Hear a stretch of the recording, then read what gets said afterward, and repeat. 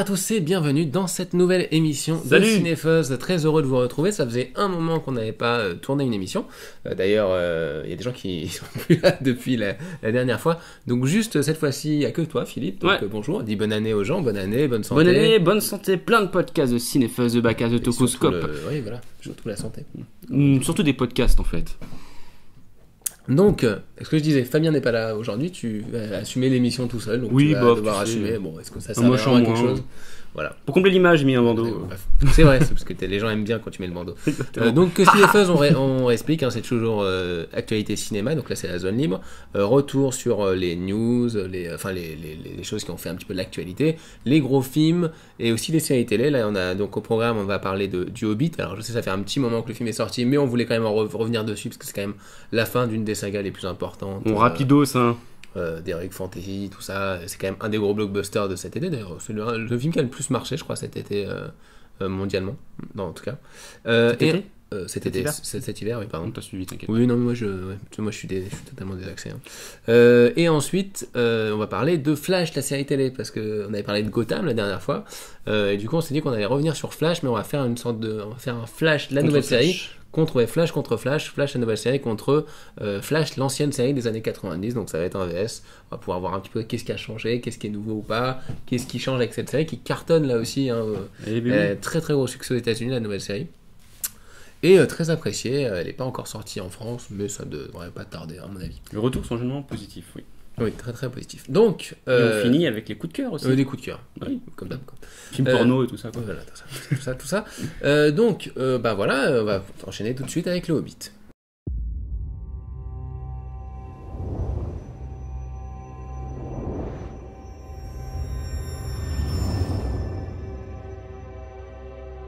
One day I'll remember everything that happened, the good, the bad. Those who survived, and those that did not. Donc le Hobbit, la bataille des 5 armées, le dernier volet de la saga de Peter Jackson, le 6e et ultime volet. Non, ça c'est fini, on en aura qu'il l'a présenté. Pas que lui-même n'a pas envie de revenir, il l'a dit hein, d'ailleurs, il a juste dit que il n'y avait plus de bouquins, que le Silmarillion n'était pas prêt d'être vendu en tout cas.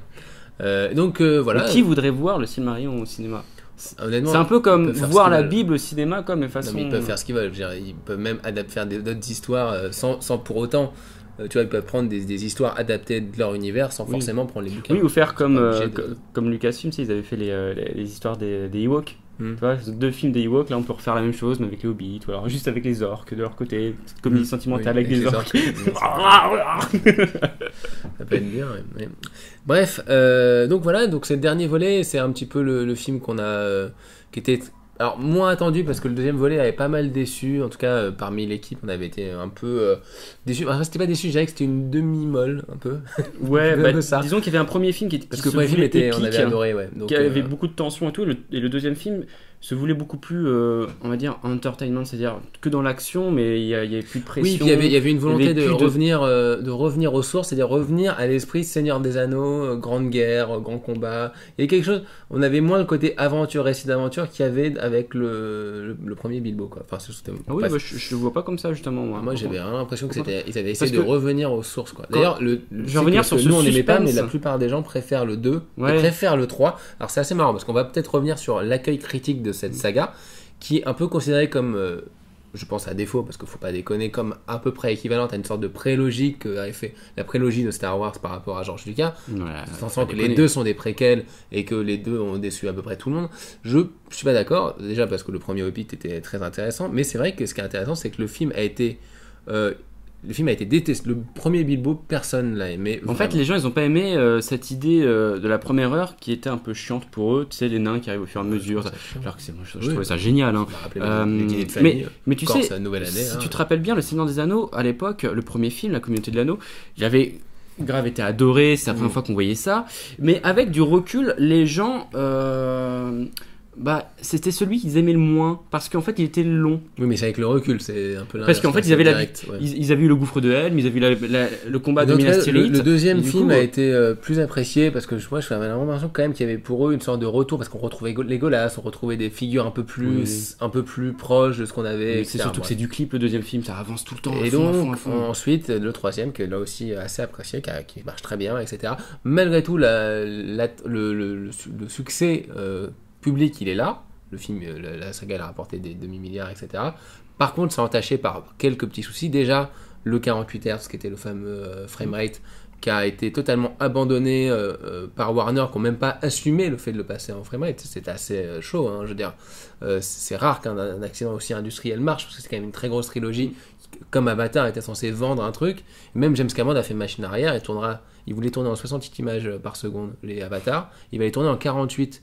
Et apparemment, il tourne en 48 parce qu'il s'est rendu compte que l'accueil était tellement mitigé que tu pouvais même plus rien dire sur ça. On n'est pas encore prêt pour... prêt ou pas, j'en sais rien. C'est juste que... Voilà, c'est quand même... On peut dire clairement que c'est un échec, qu'ils n'ont pas réussi à imposer une technologie, qu'ils ont été obligés un petit peu de faire machine arrière. Et d'essayer de s'adapter au fur et à mesure. Même Jackson, maintenant, on parle plus trop en disant oui, alors qu'à la base, il était vachement vendeur sur le projet. À la base, le HFR, 48 images, etc., ça avait grave buzzé pour le premier film. Ça avait buzzé, mais dès les premières réactions mitigées. Bah oui. Mais d'ailleurs, c'était comme la 3D. La 3D, on disait, il y a des gens qui ont vomi, il y a des gens qui... Très très vite, ça prend des proportions. Sauf que Avatar avait réussi à vendre le truc à tout le monde, à dire ouais, il y a des gens qui ont vomi, il y a des gens qui ont mal à la tête, allez vous faire foutre. Voilà, il y a Avatar, et tout le monde a dit ok, la 3D ça marche, et d'ailleurs, à mauvais escient, ils l'ont utilisé. Tu vois, moi je comprends très bien parce que j'ai vu le premier Hobbit, je l'ai vu 3 fois au cinéma, et donc je l'ai vu en 2D et en 3D HFR dans 2 salles différentes. Et il s'avère que je l'ai vu dans un multiplex où j'avais envie de me barrer au bout de 10 minutes, j'en pouvais plus. C'était mal fait, je pense qu'il y avait un mauvais étalonnage, un mauvais réglage du projecteur.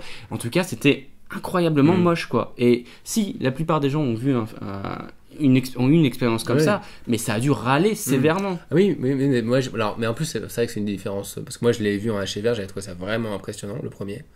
Le deuxième, je l'ai pas vu en HFR. Le troisième, je l'ai vu en HFR, mais il s'est passé des trucs très chelous durant moi, je t'en avais parlé, qu'il y a eu des moments où j'ai vraiment eu l'impression qu'ils avaient changé le framerate au cours de route, quoi. J'ai pas compris. Mais je pense que les gens ne comprennent pas de toute façon enfin ça se vend pas. Bref, on va quand même plus revenir sur le film. Dites-nous si vous l'avez vu en HFR, ce que vous en avez pensé. Mais voilà, c'est pour dire que le film, et c'est vrai que j'ai l'impression qu'il y a une sorte de truc. En tout cas, les gens sont pas fans, ils sont un peu fatigués du Seigneur des Anneaux. Et c'est vrai que ça arrive. Ah si. Quand les gens ils me disent, moi quand les gens ils me disent qu'il y en a marre du Seigneur des Anneaux, alors qu'il y a eu 6 films, alors que des Marvel j'en vois tous les 2 mois, et que des Twilight il y en a eu 7, et que des Harry Potter il y en a eu je sais pas combien. Bientôt t'auras tous les DC. Non, oui, il y en a eu. Enfin, et les mecs ils m'expliquent qu'ils en ont marre du Seigneur des Anneaux. Je fais les mecs, il a fait 6 films. Je vois pas ce ras-le-bol du Seigneur des Anneaux justement. En plus on va revenir surtout sur la bataille des 5 armées. Moi c'est surtout ce que je vois. Il fait 2h30, c'est même pas. C'est le plus court de la saga. Mais il est vraiment court, hein, très court. Donc qu'est-ce que t'as pensé du film, même si tu sais qu'il va un petit peu jouer le diable, le méchant, Lucifer. Oui, parce que je suis un peu à bouder le film, parce que en fait, je pense que c'était le film qui faisait qu'une trilogie se justifiait.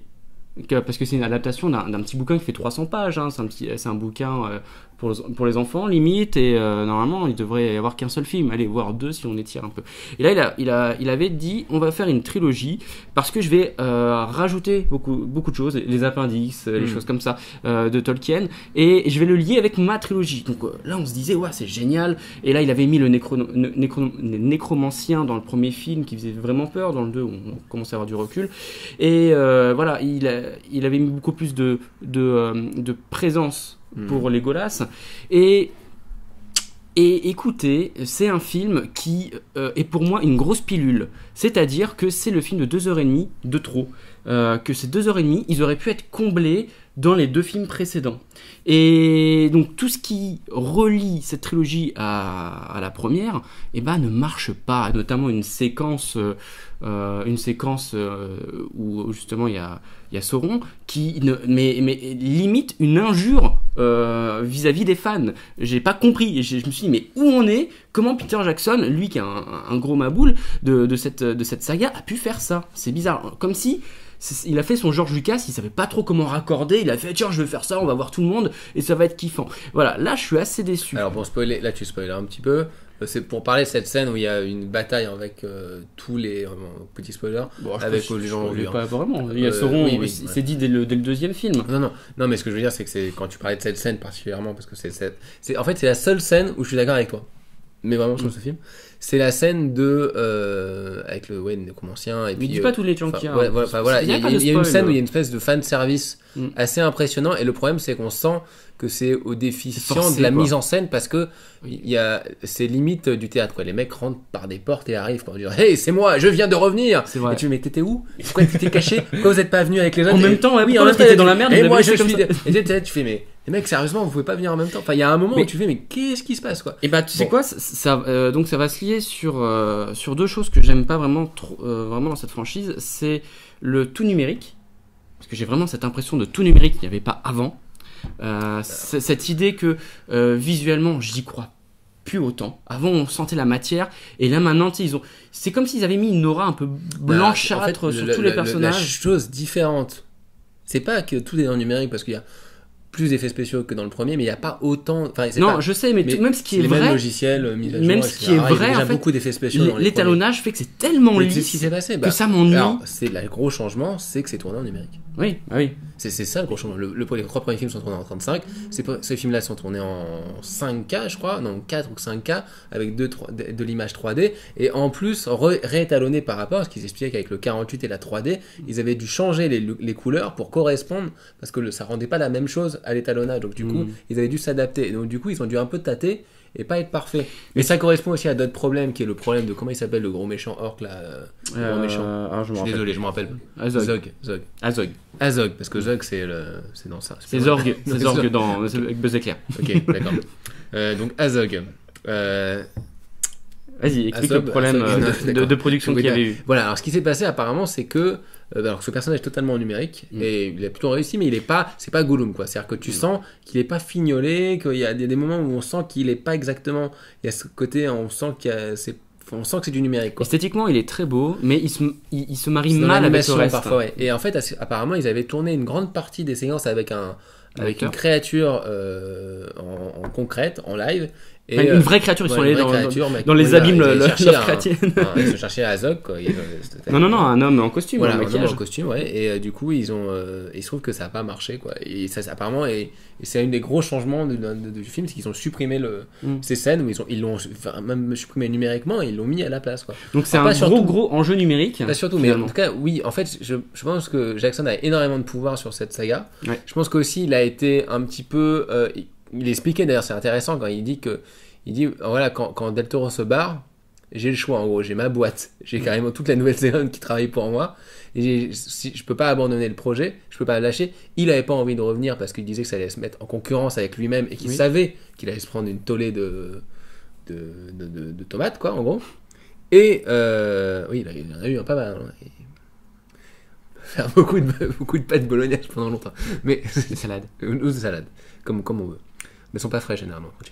Bref, et donc et en tout cas, il avait pas envie de se mettre en concurrence. Et quand il a décidé, c'était vraiment pour sa boîte, pour sauver le projet, qui était un énorme projet, et pour vraiment y aller, quoi. Et je pense que ce que lui il a vu, c'est l'intérêt numérique aussi. C'est l'intérêt d'aller au-delà, mais c'est quand même un très gros projet. Il n'est pas le seul réalisateur là-dessus. Il y a Andy Serkis qui est co-réalisateur. Il y a Fran Welch qui est sa seconde. Fran Welch, donc c'est sa femme qui a déjà co-réalisé un bon paquet des scènes sur les premiers Seigneurs des Anneaux, et qui fait quand même des scènes très importantes sur le Hobbit et sur le Seigneur des Anneaux. Ah oui, ils font. Dans le Seigneur des Anneaux, elle fait des scènes avec Frodo et tout, ouais, tu vois, c'est pas... c'est vrai que d'habitude, les deuxièmes équipes, elles s'occupent, vous savez, des plans de coupe, des inserts, des petits plans de petites cascades, des fois, voilà, qui sont extrêmement calibrés, storyboardés et validés par le réalisateur, et que là, quand on fait 3 films d'un coup, on est obligé de, bien sûr, chevaucher là c'est plusieurs équipes qui tournent parfois des grosses parties, des grosses scènes. Du coup, Serkis, c'est pas... Serkis, tu le vois dans les bonus des autres DVD. Il le prend, c'est intéressant. Il joue avec Gandalf, il le prend pourquoi ? Parce qu'il a fait Gollum, qui s'y connaît en tant qu'acteur, donc du coup il le prend pour le jeu des acteurs, pour pouvoir assumer un vrai rôle de metteur en scène et de direction d'acteur. Donc c'est ça qui est intéressant. Au-delà de ça, le film, moi, comment je l'ai senti, le tout numérique, ça m'a jamais semblé un problème parce que j'ai jamais considéré que c'était la même. Enfin, pour moi, c'est une autre trilogie. Ça se lie avec l'autre, mais c'est quand même un univers. Alors j'étais un peu déçu par le deuxième. Le problème, c'est que ça se lie avec l'autre. Alors justement, c'est une autre trilogie, mais il voulait faire. Mais bon, c'est pas au même moment. Il voulait faire son gourmand et ça tombe à plat, quoi. Laisse-moi dire ce que je pense de ce film. Non, tu vas dire des choses bien. C'est bien, ce film, il est... Non, alors ce que j'ai bien aimé dans le film, c'est les scènes d'action, en fait, tout bêtement. Il y a toute une partie vachement héroïque de scènes d'action que je suis désolé, il y a eu je sais pas combien de films épiques pourris depuis le Seigneur des Anneaux. On s'est tapé une centaine, quoi.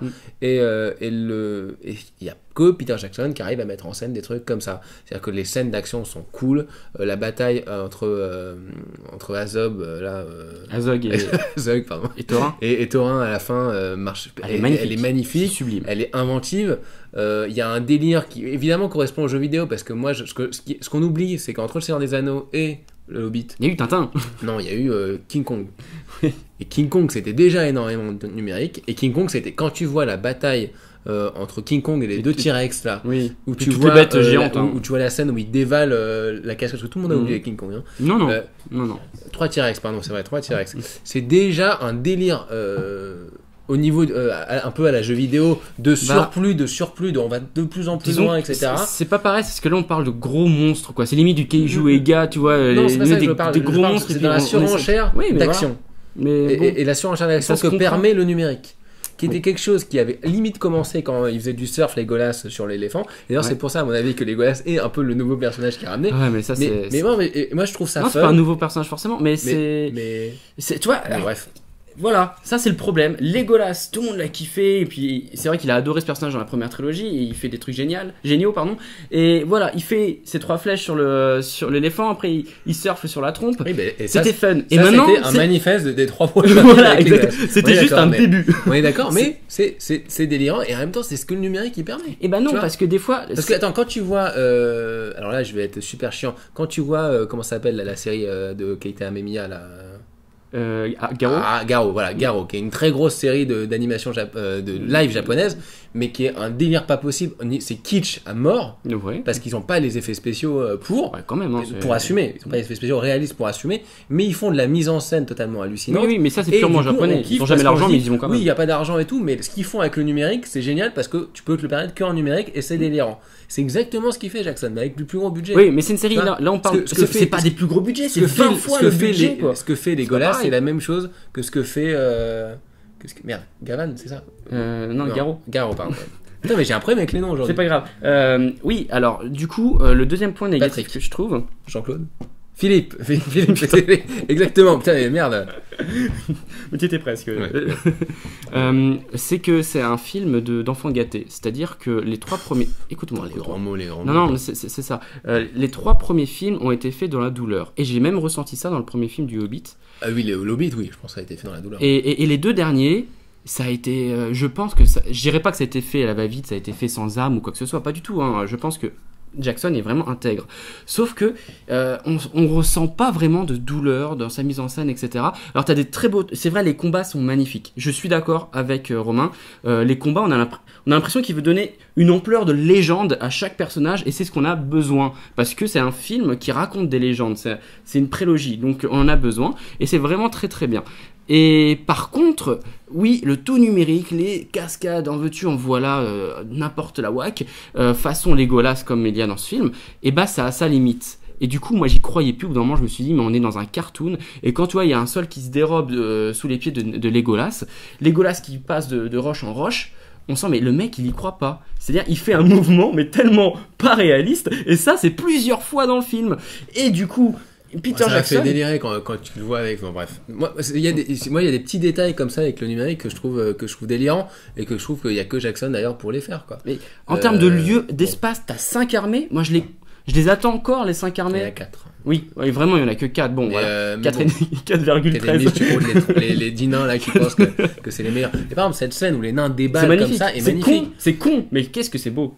Mais pareil, il y a la scène, moi il y avait une scène où tu vois le chef des elfes là, qui à un moment il fait une roulade en avant avec son épée, et t'as tous les mecs qui l'attaquent, t'as les elfes qui tombent et tout. Et là, j'ai vu cette scène dans ma tête, je me disais, c'est quand même un super univers quoi. C'est quand même un univers que je pourrais manger fréquemment. Parce que j'aime ça, et le mec il a imposé un truc, c'est-à-dire que c'est cool et en même temps c'est classique. Mais t'as 5 armées. C'est ça que j'aime. Et on s'en fout. Enfin, non, c'est pas qu'on s'en fout, c'est qu'on aimerait être impliqué. C'était la phrase de fin. Non, on aimerait être impliqué dans ces 5 armées et on n'y arrive pas. Écoute, t'as eu le gouffre d'âme, t'as Minas Tirith, t'as une tension de folie, et là. Limite tu t'en tapes quoi. Et puis il finit même pas sa guerre. On passe directement à Azog et puis voilà. Mais c'est pas bizarre. Je trouve aussi que la fin était un peu amère. C'est pas qu'amère. Qu'elle était. C'est que les mecs, attendez la version longue. Ok. Non, c'est pas ça. Tu exagères. Non.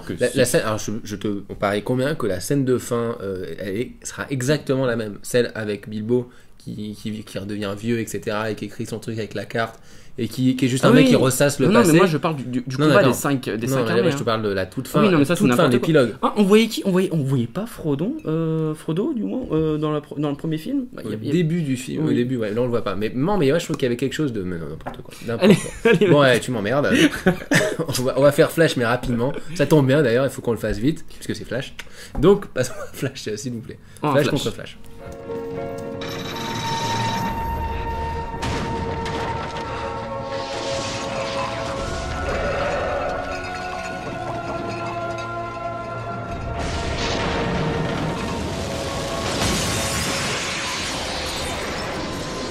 Donc Flash la série contre Flash la série, mais la plus vieille série, celle des années 90. On avait un petit peu fait ça avec les Tortues Ninja, on s'est dit on va refaire, mais en mode série télé. Pas parce qu'on est nostalgique, mais parce que en même temps la nouvelle série, donc Flash qui vient d'arriver, qui a un spin-off de Arrow, est en fait très très référencé à cette ancienne série de Flash. Ce qui est étonnant. Notamment parce que l'acteur principal, qui jouait Flash dans la série des années 90, Wesley Shipp, qui avait joué aussi Captain America dans une publicité américaine. Non, mais c'est un mec qui fait très super-héros à l'ancienne. Carré quoi. Il fait super-héros comme tu le voyais dans les années 90. Exactement. Quoi. Et joue le père de Flash dans cette série. Et quand même, Mark Hamill a été annoncé comme reprenant son rôle de méchant, de bad guy, dans les prochains épisodes de Flash. Il était venu dans 2 épisodes et c'est marrant parce que c'est une série qui n'a pas du tout marché à l'époque, qui a duré une saison, ça a été une catastrophe. Mais c'est une série qui a c'était une catastrophe. Tu veux dire qu'il n'y a pas eu catastrophe. Il n'y a pas eu le public et à l'époque il disait que c'était trop cher en termes d'effets spéciaux. Ouais. Bon. Pour accélérer les trucs, mais parce qu'en fait il courait vraiment comme ça. C'est pour ça. Ça c'était super. Fallait le booster. Les hormones et tout. Et il pouvait plus quoi, la santé et tout. Non, mais en fait et donc voilà. Donc et malgré tout c'est quand même une série auquel ils font énormément référence dans cette nouvelle déclinaison de Flash. En fait il y a beaucoup de choses qui rappellent l'ancienne série. Notamment la petite copine, la fille qui a perdu son mari. Il y a beaucoup d'informations, le fait qu'il soit mal au début, tu sais, qu'il soit un peu malade de sa condition, plein de trucs comme ça. Ouais, et bon après c'est vrai que c'est une série Flash, moi je me rappelle la série des années 90 qui m'avait marqué à la base parce que elle est arrivée un peu plus tard en France. 93. Et tout de suite le visuel m'avait touché, m'avait pris tout de suite. Ouais, c'était je me rappelle mon père zappait, il m'a dit ah oui c'est Flash, il va vite parce qu'il a été pris par un éclair, et tu voyais l'éclair en lumière comme ça là. Avec la musique de Steadman d'ailleurs. Tu voyais du rouge en fait, c'était une ligne rouge, alors que là maintenant c'est l'éclair. Je parlais du logo quand tu voyais le logo, et t'entendais. T'étais en kiff là. Ton cerveau était là, t'es jeune, tu fais waouh, ok, je kiffe. Tu vois, tout de suite c'était bloqué là-dessus. Sur nos tubes cathodiques, on voyait Flash qui allait vite, et donc c'était une image fixe de Flash qui est comme ça, et tu voyais un fond vert défiler. Et à l'époque, on se disait, mais c'est exceptionnel, c'est magnifique pour une série télé. Et puis tu le revois maintenant en DVD. La musique était marquante. C'était quand t'étais gamin, c'était un peu la série de super-héros que que tu voulais voir. Ouais, c'est ça. Parce que c'était rouge, c'était jaune, c'était super puissant. Ça allait vite, le mec était mastoc, t'as vu la combinaison, elle était magnifique. Oui, il était mastoc. Même au niveau des couleurs, ça partait. On était vraiment dans le délire. C'est un comics, faut qu'on fasse comics quoi. Donc, mais ça faisait chaque très plan sombre. Était très, très décadré. C'était assez sombre aussi. Bah oui. Et puis bon, voilà, il y a la musique, le générique était génial. Il y avait tout un truc qui maintenant paraît très kitsch quand tu la revois. Mais voilà, et moi je me rappelle que les vêtements surtout sont très kitsch. Le film avec l'épisode avec Mark Hamill, il a plus ou moins fait en téléfilm, il était disponible en VHS et tout. Enfin, c'était tout un truc. Donc ouais, en fait, ils avaient sorti les deux épisodes. En plus, le dernier épisode, celui qui conclut la série, qui conclut pas vraiment, bon, et ils les avaient sortis dans une VHS. Ouais, c'est ça. Donc non, après il y avait tout un. C'est une série qui m'avait marqué. Donc et Flash, c'est un personnage qui est très intéressant parce que en BD, il y ressemble pas à ça en fait. Flash est beaucoup plus joyeux. C'est un Spider-Man. Plus fun, ouais. C'est plus un Spider-Man. Il a un côté plus marrant, plus je vais dire, ouais, c'est ça, c'est un peu comme ça. C'est ce que je pensais que la série de 2014 allait faire. Il est déjà vachement plus. Non, il est juste un peu plus jeune, donc il y a un peu plus de dérision. Mais bon. Bref, et en tout cas, il y a quelque chose. Mais non, mais déjà, il y a le côté fun de tout. C'est-à-dire que ce qui était marrant avec quand tu regardes la BD elle est quand même vachement plus délirante. C'est quand même un personnage qui va vite, qui se bat contre des mecs qui font qui gèlent tout, c'est quand même un des personnages DC, parce que c'est le même univers que Batman, etc., qui est le plus haut en couleur et on s'amuse le plus. Et les meilleurs BD sont assez fun. Il y avait aussi un des autres trucs, c'est qu'il y avait tous ces délires de voyage dans le temps, qu'il n'y avait pas dans la saga, dans la série d'avant, qui là est au centre de l'histoire de la nouvelle série, ce qui est normal, parce que d'un coup, on a eu d'autres séries après, il faut faire un origin story. Donc qu'est-ce que tu as pensé déjà de cette nouvelle itération de Flash, parce que c'est un peu la série dont on parle tout le temps en ce moment. Oui. À savoir que donc spin-off d'Arrow, déjà toi tu regardes pas mal Arrow aussi. Ouais. Arrow donc c'est des séries qui passent, je crois que c'est sur CW aux États-Unis, donc c'est une chaîne de jeunes ados, donc c'est les chaînes qui faisaient avant Buffy, etc. Donc, et qui font aussi Vampire Diaries, donc on va dire que Vampire Diaries, c'est ce que t'as dit. Vous avez tout le créneau un petit peu de ce que ça veut dire être d'être un adolescent, tu vois. Donc c'est un peu donc on sait malgré tout quand on commence la série qu'on va se taper du soap opéra pour ados. Enfin, du soap tout court. Ouais, bon, par exemple, Buffy le faisait bien. Tu vois, ça dépend. Buffy le faisait bien parce que c'était très sombre. Alors, quand tu regardes Arrow, le problème de cette série, Arrow, et c'est ce qui va se répercuter sur The Flash, qui s'imbrique vraiment. Il est vraiment sur les traces d'Arrow, The Flash. Et le problème d'Arrow, c'est que c'est une série qui se veut sombre, mais qui ne l'est pas. C'est-à-dire que c'est un casting que de beaux gosses mannequins, et ça en est insupportable. Mais ça, je crois que c'est dans la ligne directive de la chaîne. Il n'y a pas un mec moche. Infect. Du coup, ça rend infect, et surtout, tout est clean. La lumière est toujours clean, il y a toujours plein de lumière, etc. Et franchement, Arrow, c'est une série sympa. Mais c'est trop chiant quoi d'avoir un visuel aussi clean, tu sens pas la poisse, même quand il est sur l'île, tu sens pas la crasse vraiment, tu sens que c'est faux. C'est génial, c'est quand il est sur l'île, il a toujours une belle coupe de cheveux, qui est toujours différente de la coupe de cheveux qu'il a dans le truc. Mais il a les cheveux longs, mais tu dis mais putain, mais le mec il a du shampoing de ouf. Ça tient pendant 5 ans. Non mais bon, bref. Et du coup, bon. The Flash en fait est dans cette lignée. J'aime bien le personnage, mais voilà tous les persos sont trop clean. Je suis moins d'accord parce que j'ai regardé aussi Arrow. En fait, je les ai vus très rapidement. J'ai vu les 2 premières saisons. La deuxième saison, elle est dure à regarder. Hein. Je trouve qu'elle est mieux que la première. Quoi ? Ah oui, c'est la première. Alors, je trouve qu'ils ont. La deuxième, ils ont supprimé le feu de l'amour façon Arrow. Oui, alors, c'est compliqué. Ils ont tous hein. des histoires d'amour. Mais je trouve qu'ils ont viré un peu. Ils ont un peu réduit au fur et à mesure les histoires d'amour avec lui, qui était le pire, quoi. Je pense que c'était. En fait, c'était plus sériel en fait. Parce que dès la saison 3 en plus ça continue. Oui. mais c'était plus sériel en fait. C'est-à-dire qu'il y avait plus. Il se passe plein de choses quoi. Ouais. C'est-à-dire que. Il y a après 4 super-héros qui arrivent par épisode. Non. Mais c'est vrai qu'il y a une équipe qui. La saison 3 là, c'est n'importe quoi. Là, mais c'est très bien. Il y a Brandon Ross là, qui arrive, qui joue un super-héros. Et à la fin, ils vont pouvoir faire la Justice League version série télé cheap quoi. Ouais, ça va être marrant. Bref. Et du coup. Voilà, il y a quand même des personnages de Batman super importants qui arrivent dans la nouvelle saison, etc. Donc il fait que c'est une série qui t'accroche parce que en fait ce qui était marrant c'est que c'était une série post-Smallville en fait. Et Smallville c'était une série où il fallait faire du Superman mais absolument pas parler de Superman, absolument pas montrer de super-héros. Il fallait faire du truc mais il fallait pas faire de super-héros. Il ne devait pas être super-héros. Et du coup c'était kitsch à mort.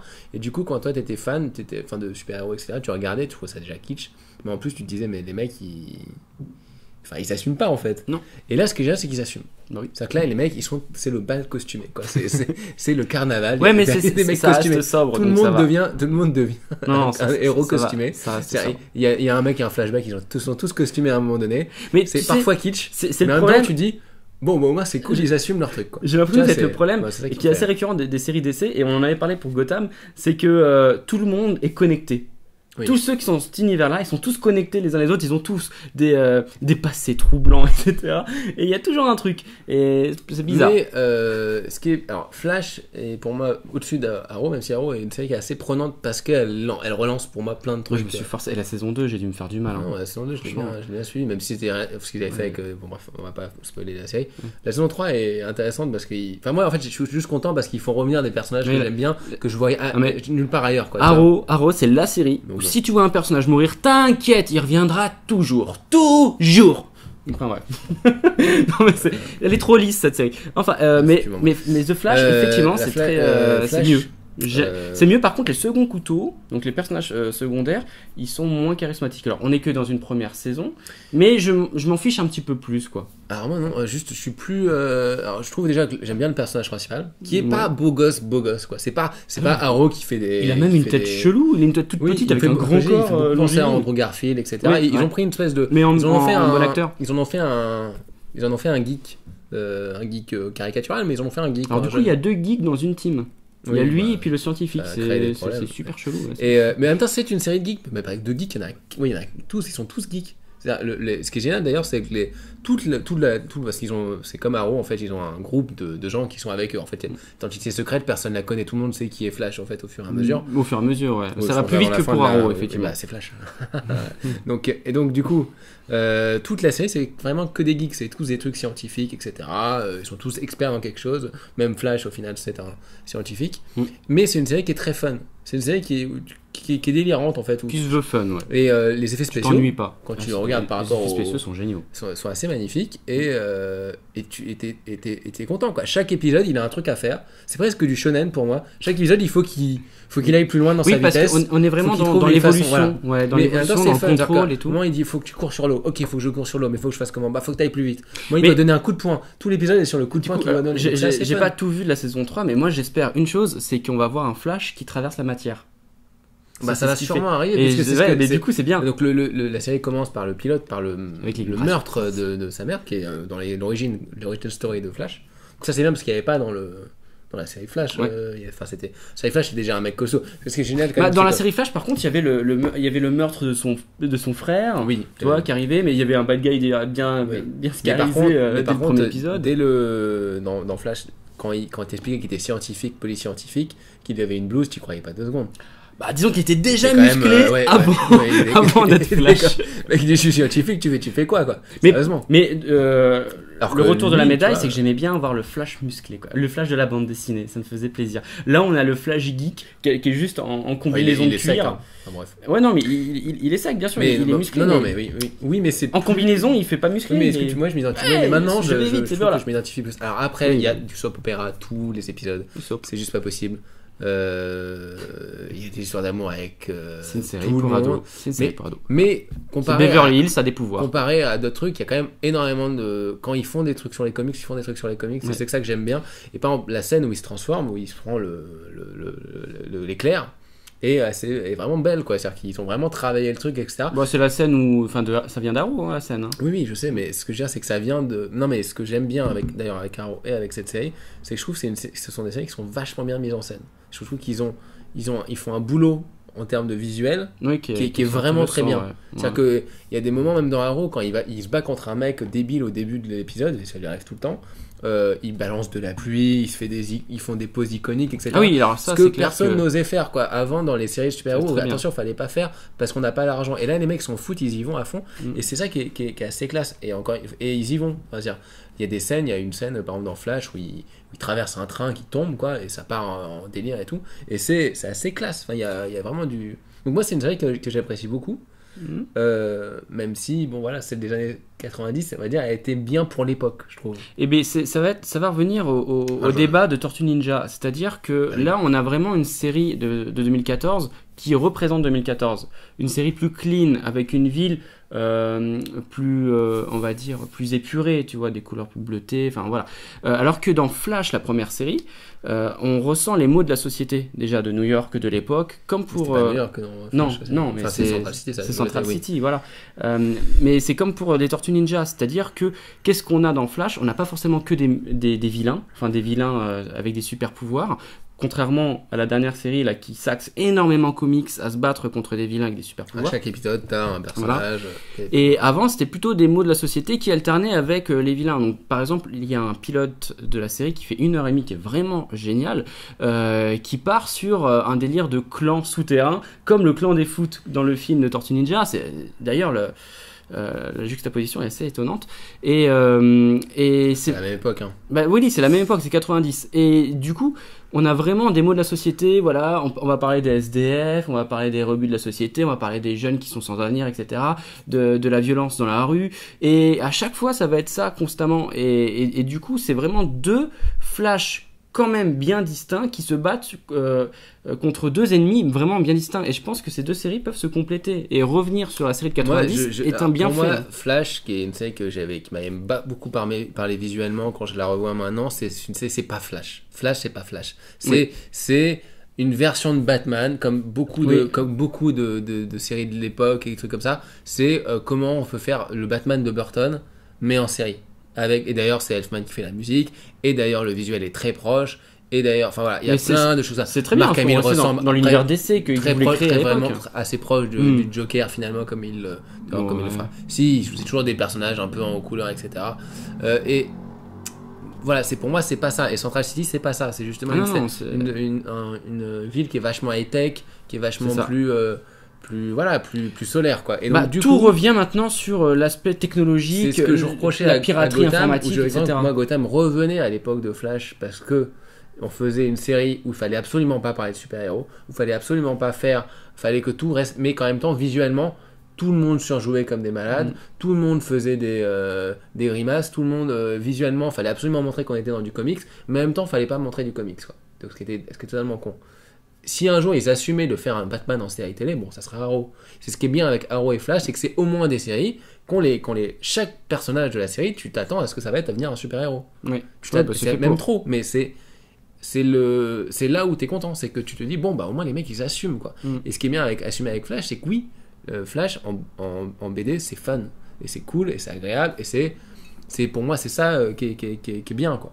Et j'ai pas besoin d'avoir des ersatz de Batman à chaque fois.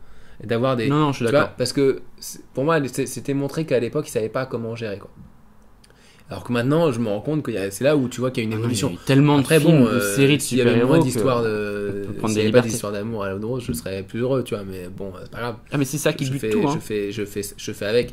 Sachant que bon, c'est pas le pire, il n'y a pas encore trop de délire entre. Et ça reste quand même chiant. À chaque fois, les filles qui sont dans la romance du super-héros tout autour, elles sont soit journalistes, soit non mais c'est vrai, soit elles sont avocates. Enfin, tu sais, des trucs un petit peu comme ça, un petit peu plus prestigieux. Et c'est chiant. C'est tout le temps les mêmes personnages secondaires. Et donc ça, j'aimerais bien quelqu'un qui dit tiens, en fait, lui il kiffe une meuf, c'est une punk à chien. Et voilà. Et ça serait cool, un truc qui change, quoi. C'est des séries de jeunes. Après, je trouve que c'est quand même une meilleure époque que Smallville et tout. Là, c'était vraiment. Ah oui. Ouais, je suis d'accord. N'importe quoi. Non, mais c'est des séries qui sont. Ça me fait plaisir de regarder, même s'il y a beaucoup de tard dedans. Voilà, je déteste cette idée que ça soit trop clean. Mais ouais, je prends du plaisir à la regarder. Et vraiment, ça fait. Voilà. Et donc, la série Flash d'avant, bah oui, il faut toujours jeter un coup d'œil. Dites-nous, vous, ce que vous avez pensé, si vous avez vu la série Flash à l'époque, si vous l'avez trouvé kitsch ou pas. Parce que c'est outre les vêtements larges. Est-ce que ça vous fait plaisir de revoir cette série? Parce qu'en même temps, s'ils font référence, c'est quand même qu'elle a marqué des gens. Oui. Ramener deux acteurs de la série d'avant, parce que ça fait quand même plaisir de le voir en père de Barry Allen quand même. Surtout que c'est le seul qui a une gueule. Ouais, oui. Non, il est très bon. Après, c'est quand même des histoires à l'eau de rose. Limite, ils font pas des papous. Et tu sais, le père de substitution, j'ai l'impression qu'il va chialer à chaque fois. Ouais, il chiale tout le temps. Chaque épisode, il chiale. À chaque fois, il lui dit un truc. Il dit putain, je t'adore et tout. Putain, et là, c'est le chef de la police, quoi. Mais c'est vrai qu'ils sont nuls en fait. C'est comme dans Arrow, c'est le chef de la police et on a l'impression qu'il va chialer à chaque fois qu'il voit ses filles, quoi. C'est de base, il a plus de raison dans Arrow, c'est un peu plus. Ouais, c'est un petit peu plus dramatique. Du coup, t'as pas vu le flashback, le crossover? Non, j'ai pas vu encore. Parce qu'il faut voir les deux séries Arrow saison 3 et Flash saison 1. T'es pas obligé. Pas obligé, mais c'est bien de les voir. Mais disons qu'il y a un crossover avec. Oui, puis le premier épisode de Flash montre une nouvelle capacité d'Arrow. Parce qu'il y a Arrow qui le voit. Et Arrow qui, avec ses flèches, peut maintenant se balader comme Spider-Man. Et ça, tu le vois dans le premier épisode. Mais ce que j'allais dire, mais je ne sais plus. Donc, c'est pas grave. C'était sûrement pas intéressant. Je pense qu'on a déjà assez parlé. Ouais. Je pense que ça. Alors maintenant, imagine Flash qui fait l'amour à une fille. Mais alors, ça met le sexe en feu et puis il va vachement vite quoi. Donc il y avait dans le Boys, tu sais, le comics américain qui était une parodie des super-héros où c'était des mecs qui sont censés se battre contre des super-héros qui dérivent totalement. Et il racontait ça justement, les mecs qui allaient trop vite, donc du coup qui tuaient. Qui pourrait accepter Flash chaque tu vois, il y a Superman, il pourrait faire l'amour qu'avec Wonder Woman, mais qui pour Flash? Tu sais que on s'en fout. Non mais il est pas obligé d'aller vite tout le temps. Bon, bah non. Non mais bref, c'est la performance toujours plus. Bon, on passe au coup de cœur. Oui. Okay.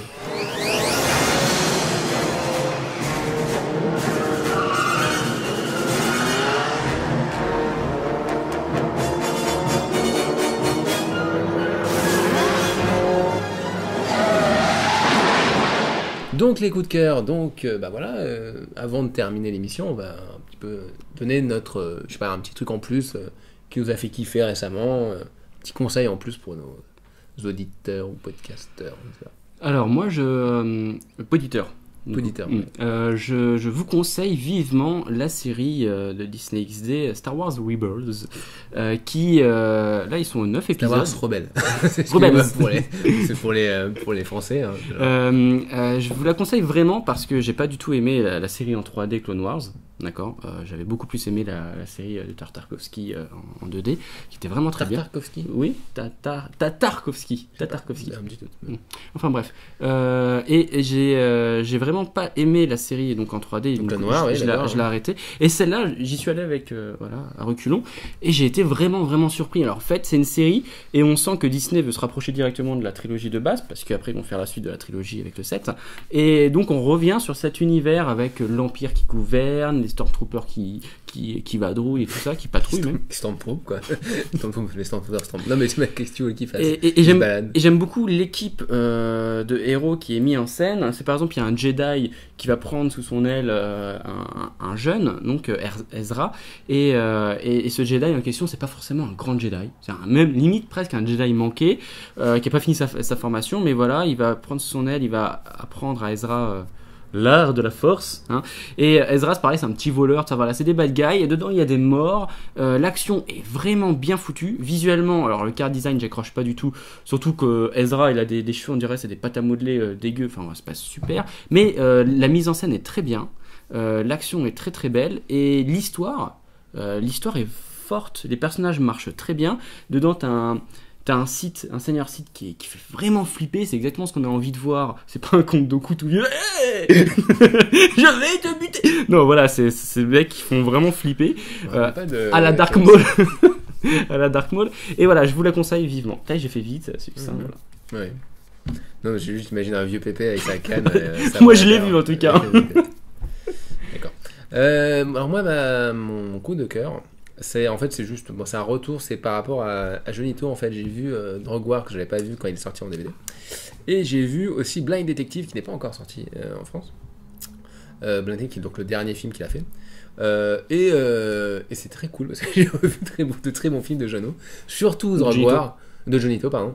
Surtout Rogue War qui est assez magnifique. C'est un film urbain quoi. Très très très impressionnant parce que Jonito arrive à faire du Jonito, mais tout en se renouvelant et en faisant quelque chose parfois d'un peu plus sale, un peu plus osé, alors que c'est une prod parce que c'est une prod chinoise, donc ça se passe aussi en Chine, et donc il filme la Chine pas pareil que quand il filme Hong Kong, donc c'est assez intéressant. Et en même temps il y a une scène de gunfight à la fin qui est absolument magnifique, et c'est vraiment génial quoi, de voir à quel point, et c'est très triste qu'il soit pas sorti en film au cinéma quoi, parce que c'est il sort sur un DVD directement. Oui, mais c'est dommage. Nous on l'avait vu au cinéma. Bah, pas moi. Ouais, en projection presse. Mais voilà. Et Blind Detective, pareil, c'est un peu plus une comédie romantique, on va dire, avec des moments de suspense, etc. Mais visuellement, ça claque, etc. C'est toujours un gros délire. Non, Jonito a quand même encore des. On n'en parle plus beaucoup, mais ça reste encore un maître quand même. T'as l'impression qu'il est mort pour les médias français, comme si. Faut seulement que tu y crois. Il y a la bande-annonce d'Ant-Man. Ah merde. Pomme cul. Attends. Pomme cul. Allez où la pomme? Style. Ah là là. Donc, tu disais. C'était le film d'Angelina Jolie. Ah oui, c'est voilà. Invincible. Ouais. Bah voilà, je disais que c'était vachement bien Johnito avant d'être coupé par l'ordinateur. Donc voilà, mais en tout cas, ouais, regardez surtout Drug War si vous avez l'occasion, parce que on parle plus du tout de Johnito, parce qu'en France, en fait, on fait un pays asiatique chaque année, en fait. On a du mal à refaire venir. Voilà. Il y a 10-15 ans, on était à fond dans l'Asie. Johnito, il était...